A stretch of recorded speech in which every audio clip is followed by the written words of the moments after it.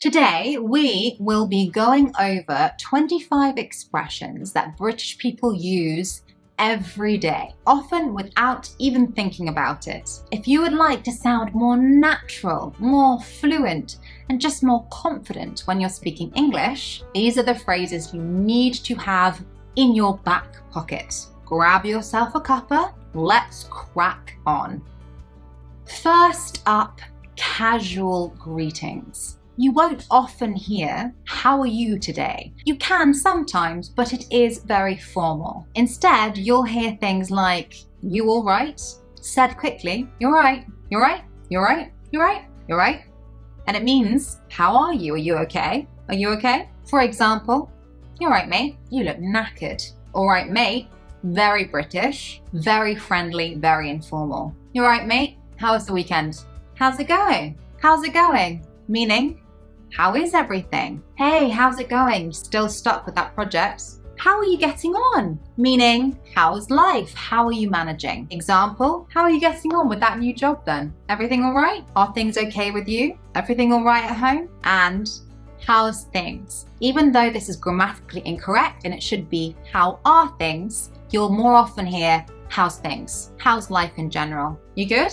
Meaning, are you doing okay? Short and sharp. You good? For example, "You good, mate? You seemed a bit off yesterday." A cultural note between the UK and the US, and I'll add in a story here. It's very common in the UK to just say, "You're all right," quite a lot. "You okay? You right? You good?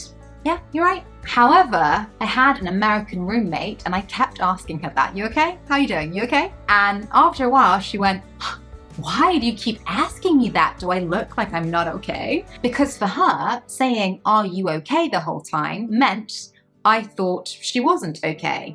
That's not it at all. In the UK, it's just a form of greeting. But bear in mind, in the US, if you ask someone, "Are you okay?" the whole time, they think it means something else. Whereas in the UK, it's very common to frequently say, "You right?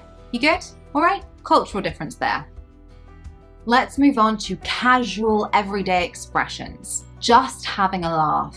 This means I'm joking around, don't take it too seriously. For example, "Don't get annoyed, we're just having a laugh." We're just having a laugh. "Long time no see." That means it has been ages since we last saw each other. "Hey, long time no see. How are you getting on? What have you been up to recently?" Fingers crossed. This means I'm hoping for a good result. For example, "Ooh, you have your exam tomorrow. Fingers crossed for you." Fingers crossed the weather holds up for the weekend. Hang on or hold on. That means wait a moment.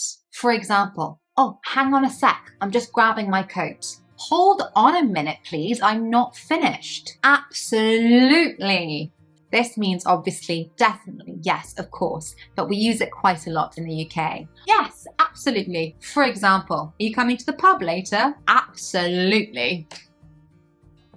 The next phrases are for handling situations. First one, "I'm on it." I'm on it means I'm dealing with it right now. For example, "Don't worry about those emails. I'm on it. I'll answer." No worries. No worries means it's okay, no problem at all. For example, "Thanks for helping out."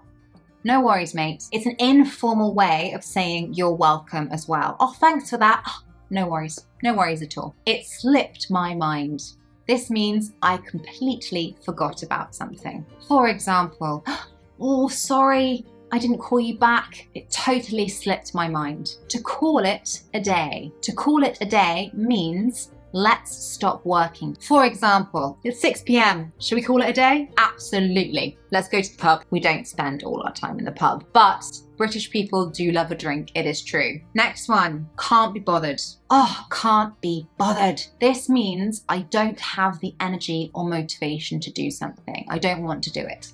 I can't be bothered. If you wanted to make it a bit ruder, we can sometimes say, "I can't be asked." Can't be asked. "I can't be asked to go to the gym. I'm feeling too lazy. Can you do this project for me?" Sorry, can't be bothered. Can't be asked. Can't be asked is obviously a bit ruder and only to be used around friends. Sometimes you see the abbreviation CBA, which stands for can't be asked. Want to go to the gym with me now? Sorry, CBA, can't be asked.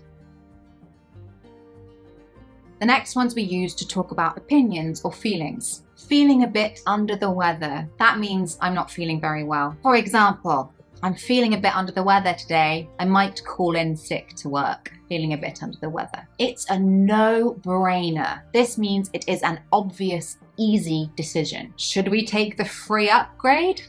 It's a no-brainer. And this is in one of my idiom videos as well, to cut to the chase. To cut to the chase means to get straight to the point. All right, let's cut to the chase. Are you in or out? It's not my cup of tea. This means I don't really like it. It's not for me. Horror films? Not my cup of tea. That's the example I use all the time because, as you probably guess, I don't like horror films. Each to their own, or sometimes you hear different variations. Each their own or to each their own. Each to their own. And this means that everyone has different tastes. You might not agree with their preference, but everyone is entitled to their own preference. Marmite, a classically British condiment you put on toast, Marmite. We have an expression, you love it or you hate it. You love Marmite. Fair play, each to their own. You're going to eat all of that? To each their own. Really? You love the rain? To each their own. And finally, endings and encouragement. To face the music. This means dealing with the consequences of your actions. For example, he forgot their anniversary. It's time to face the music. Wrap it up. This means to finish off or to conclude something. Right, let's wrap it up and go for a pint at the pub. You following the theme there? Best of luck. Obviously, this means good luck and it's polite or friendly. Best of luck. Good luck. Best of luck with your interview. I hope it goes really well. A bonus one, this is more in the theatre circles, but we also have the expression break a leg. To break a leg, counterintuitively, also means good luck, but normally within some sort of performance, when you're singing or dancing or on the stage in the theatre. I think it's because it is superstitious to say good luck or best of luck. So if you are acting in a play, you would say break a leg rather than best of luck. That was a lot, wasn't it? 25/26 everyday British expressions to help you sound more fluent and natural when you're speaking English. Spoken English is not necessarily the English that you learn in textbooks.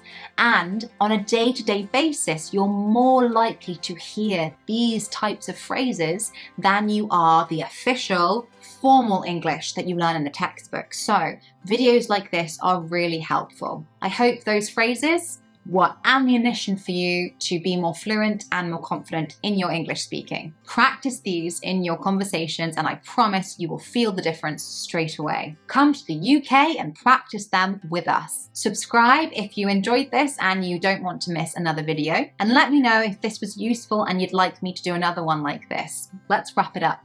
See you next time. If you are interested in receiving a free PDF with 20 very useful phrases in British English, click on the link below. All you have to do is put in your email and I will send the free PDF to you. You don't have to do anything else, and I'll be sending more free resources out in future.